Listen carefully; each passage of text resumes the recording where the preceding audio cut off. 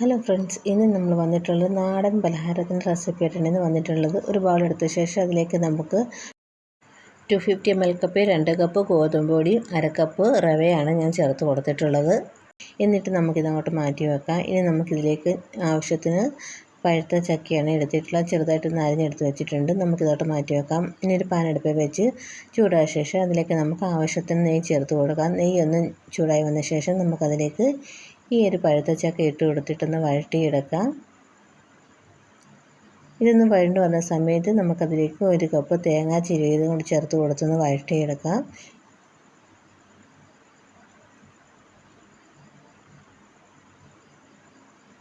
അപ്പോൾ ഇതെല്ലാം നന്നായിട്ടൊന്ന് വഴണ്ട് വന്നിട്ടുണ്ട്. ഇപ്പോൾ നമുക്കിതങ്ങോട്ടൊന്ന് മാറ്റി വെക്കാം. ഫ്ലെയിം ഓഫ് ചെയ്യാം. ഇത്രയും മാത്രം മതി. ഇനി നമുക്ക് ഇതിനുള്ള ബാറ്റർ തയ്യാറാക്കിയെടുക്കാം. അപ്പോൾ നമ്മൾ ഈ ഒരു ബാറ്റർ നന്നായിട്ടൊന്ന് മിക്സ് ചെയ്തെടുക്കാം. എന്നിട്ട് അതിലേക്ക് ആവശ്യത്തിന് ശർക്കരപ്പാനിയും ചൂടുവെള്ളം ഒഴിച്ചു കൊടുത്ത് നല്ലതുപോലെ നമുക്കൊന്ന് മിക്സ് ചെയ്തെടുക്കാം. അപ്പം 250 ml കപ്പിൽ 1 കപ്പ് നല്ല ചൂടോട് കൂടിയുള്ള ശർക്കരപ്പാനിയാണ് ഞാൻ ഇതിലേക്ക് ഒഴിച്ചു കൊടുത്തിട്ടുള്ളത്. ഇനി നല്ലതായിട്ട് നമുക്ക് മിക്സ് ചെയ്തെടുക്കാം. അപ്പോൾ നമുക്കിതിലേക്ക് മധുരത്തിന് ആവശ്യമായിട്ടുള്ള ശർക്കരപ്പാനിയും അതുപോലെ ബാക്കി വെള്ളം ഒഴിച്ചു കൊടുത്തിട്ട് വേണം മിക്സ് ചെയ്തെടുക്കാൻ വേണ്ടി. ഞാൻ ഇതിലേക്ക് 1.25 കപ്പ് ശർക്കരപ്പാനി ഇതിലേക്ക് ഒഴിച്ച് കൊടുത്തിട്ടുണ്ട്. ചൂടോടെ തന്നെയാണ് നമ്മളിത് ഒഴിച്ച് കൊടുത്തിട്ടുള്ളത്. ഇനി അതിലേക്ക് ആവശ്യത്തിന് ചൂടുവെള്ളം കൂടെ ഒഴിച്ച് കൊടുത്തിട്ട് ഈ ബാറ്റർ ഒന്ന് തയ്യാറാക്കിയെടുക്കാം. അപ്പം നമുക്ക് എത്രയാണോ മധുരം വേണ്ടത് അതനുസരിച്ച് വേണം നമ്മൾ ശർക്കരപ്പാനി ഒഴിച്ച് കൊടുക്കാൻ വേണ്ടി. ഇനി അതിലേക്ക് ഏലക്ക ചതച്ചതും കൂടി ചേർത്ത് കൊടുത്തു. എന്നിട്ട് മിക്സിയുടെ ജാറിനകത്തിലേക്ക് ഒഴിച്ച് കൊടുത്ത് നല്ലതായിട്ട് ഇതൊന്ന് അടിച്ചെടുക്കാം.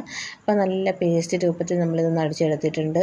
ഇനി നമുക്കിതിലേക്ക് വഴറ്റിയ ചക്കയും തേങ്ങയുടെ മിക്സും കൂടി ഇതിലേക്ക് ഇട്ട് കൊടുത്ത് നല്ലതുപോലെ നമുക്കൊന്ന് ഇളക്കിയെടുക്കാം.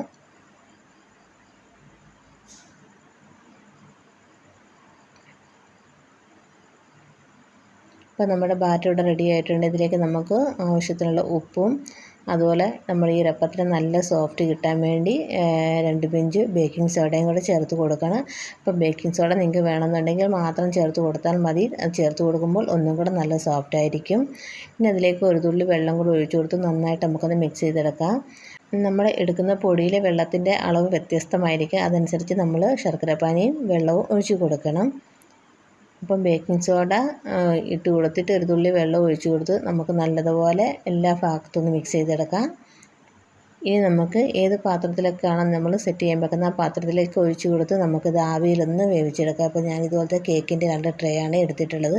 അതിലേക്ക് ആവശ്യത്തിന് ബാറ്റർ ഒഴിച്ച് കൊടുത്തിട്ട് നമുക്ക് ഇഡ്ഡലി പാത്രത്തിൽ ആവിയിലൊന്ന് വേവിച്ചെടുക്കാം. അപ്പം വേറൊരു പാത്രത്തിൽ ഞാൻ ഇതുപോലെ ഒഴിച്ച് കൊടുക്കുന്നുണ്ട്. നിങ്ങൾക്ക് വേണമെന്നുണ്ടെങ്കിൽ പ്ലേറ്റിലാട്ടെ നിങ്ങളിൽ എന്ത് പാത്രമാണ് ഉള്ളത് അതിനകത്ത് ഒഴിച്ചു കൊടുത്ത് നമുക്കിത് ആവിയിലൊന്ന് വേവിച്ചെടുക്കാവുന്നതാണ്. അപ്പോൾ നമ്മുടെ ഒരു പലഹാരം ആവിയിലൊന്ന് വേവിച്ചെടുത്തിട്ടുണ്ട്. അപ്പോൾ അതിന് മുകളിലേക്ക് ഞാൻ കുറച്ച് ചക്കയൊക്കെ ഇതുപോലെ ഡെക്കറേഷൻ ചെയ്യാൻ വേണ്ടി ഇട്ട് കൊടുത്തിട്ടുണ്ടായിരുന്നു.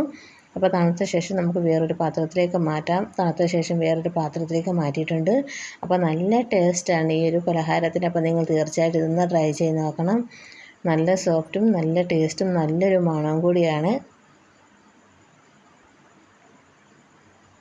അപ്പോൾ ഇതൊന്ന് തണുത്ത സൈഡൊക്കെ ഇതൊന്ന് വിട്ട് വന്നിട്ടുണ്ട്. നമുക്കിതും വേറൊരു പാത്രത്തിലേക്ക് ഒന്നിട്ട് കൊടുക്കാം.